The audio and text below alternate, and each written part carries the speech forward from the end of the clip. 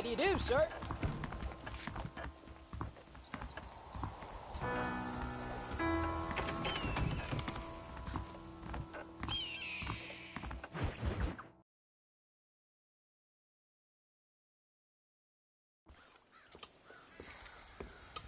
What you cooking?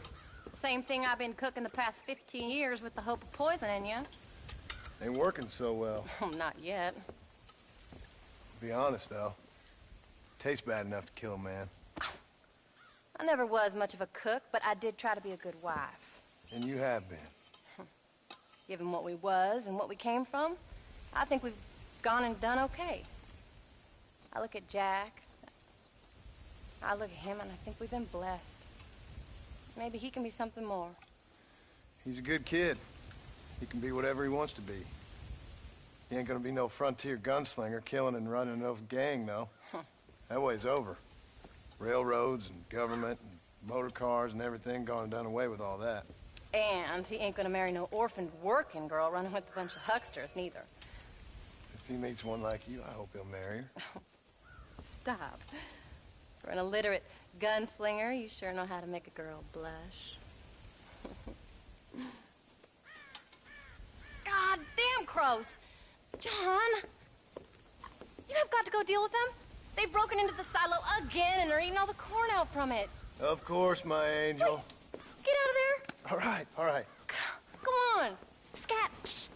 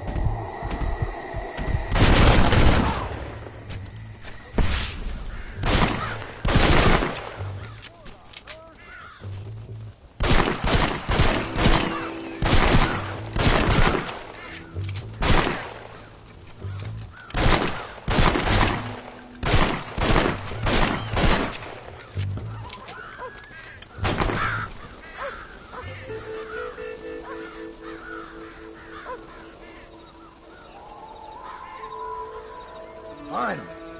Now about that stew. How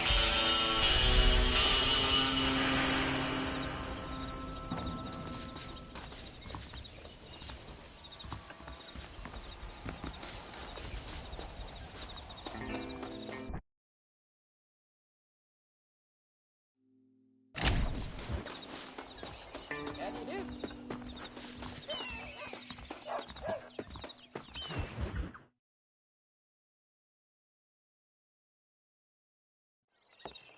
John, we got a telegram from some lady friend of yours, a Bonnie something or other. Something you ain't telling me? Bonnie McFarland. She's a friend. Saved my life when I went after Bill and nearly got myself killed again. Oh, and now you two's in the habit of sending each other letters. How very nice. It weren't nothing like that. What's it say? I don't know. I can't... Well, you know I can't read.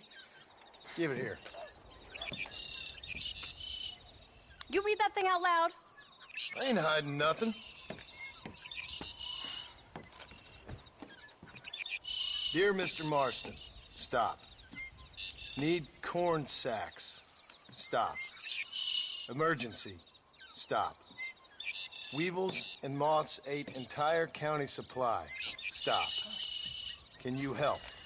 Not exactly the most romantic request now, is it? I guess not. She saved your life, you say? Yes, ma'am. Well, then you're gonna have to help her and her family out.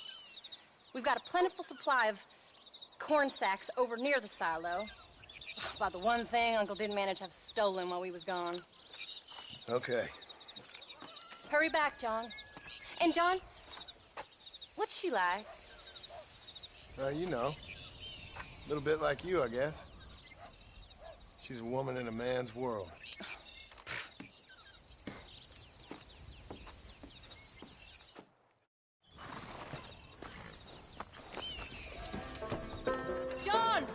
Wait! Maybe I should meet this McFarlane woman. Well, come on then. Let's get going.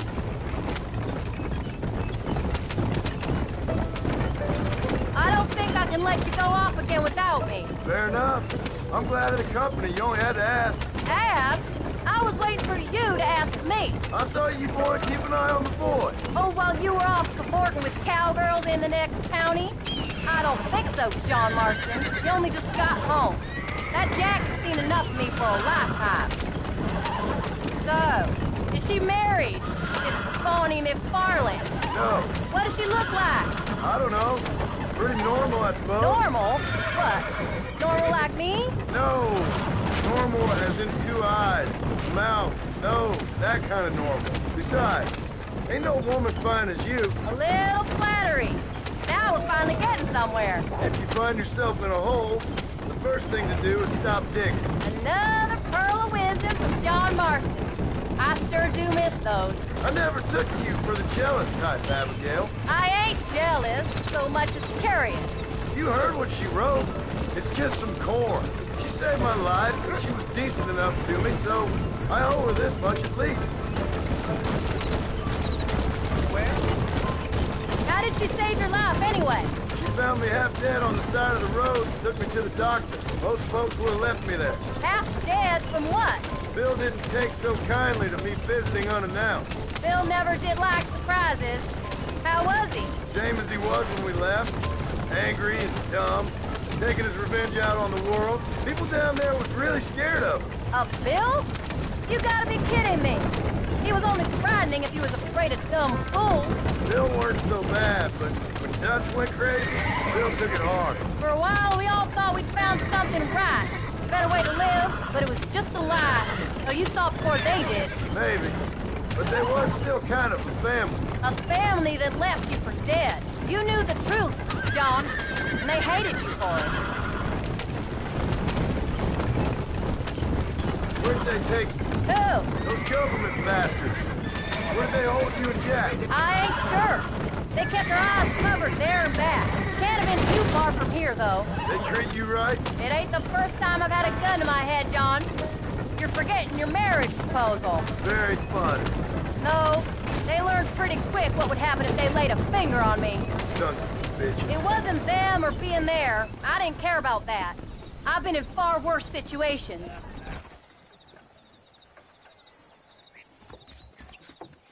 You came. Thank you so much. We lost the entire harvest. Miss McFarlane, I'd like you to meet my wife, Abigail. Oh, ain't you quite the gentleman all of a sudden? It's a pleasure to meet you, Mrs. Marston. Likewise. Thank you for saving my husband's life.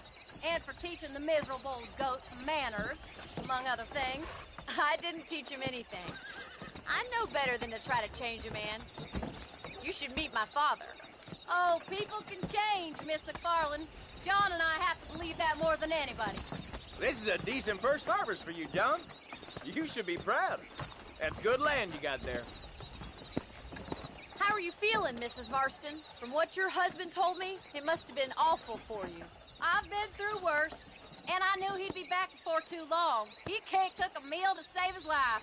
Abigail, in my darkest hours, when I was most homesick, just the thought of one of your rat meat stews kept me pushing forward. Well, about as amusing as a weeping saddle sore, ain't he, Miss McFarlane? If you're gonna start yammering about women's work, John, I'd say you might be in the wrong company. I'd say so, too. I never felt so outnumbered.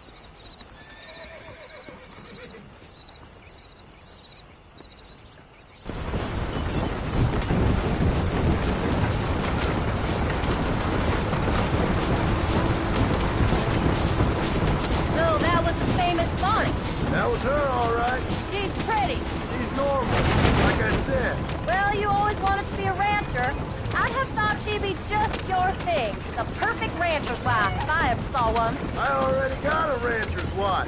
I'm only teasing. I like her, and I'm glad she saved your life. Most of the time, anyway. The McFarlands are good people. She did blush redder than a shepherd's sunset when she saw you, though. I have that effect on women. You've clearly had one too many blows to the head. You ain't wrong about that, Mrs. Marston. That's quite a ranch they got there. That'll be us someday. As soon as we get back on our feet. I don't know, John. How many times can we start again? An outlaw and a working girl. We ain't exactly farmers. We are now. Forget that life. It's over. Do you really believe that? We have to. It's the only way we'll ever have a future. The life we led, that doesn't go away. It's never over. You think those government men are just gonna leave us alone now? The old gang's dead. I did what they asked. And that's it? A life of crime forgiven? We're back together, ain't we? Till they decide you owe them something else. Sometimes I think I was the stupid one for believing I could get out. Maybe Dutch, Bill, and Javier were just being honest with themselves. You ain't perfect, John, and I sure ain't. But you're better than they are, than they were. Maybe we can't change, but we gotta try, for Jack's sake. Even if we have to start again 100 times. It's better than going back to what we were. How's Jack doing? Angry, upset. He's been through a lot. I hope he's gonna be all right. It's gonna take time. For a while, his world was safe. Normal, even. Then it got turned upside down again. You ain't saying much about it. I've tried to talk to him, but how do you explain any of it? What do you say when he asks about Uncle Bill and Uncle Dutch? They were family when he was a little boy. He hides away in those books of his. Wouldn't you? It ain't like the real world's done him many favors. He's just been kidnapped. He grew up with the gang. That's no life for a boy. We did our best to protect him. Come on, John. He saw things no boy should see. Well, now we got a chance to make it right.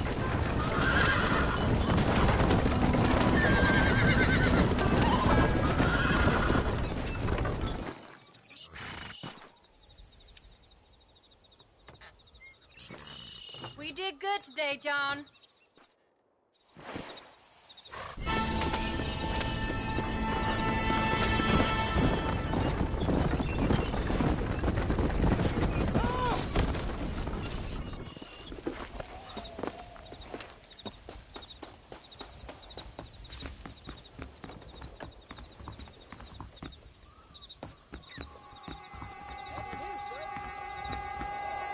Howdy, partner.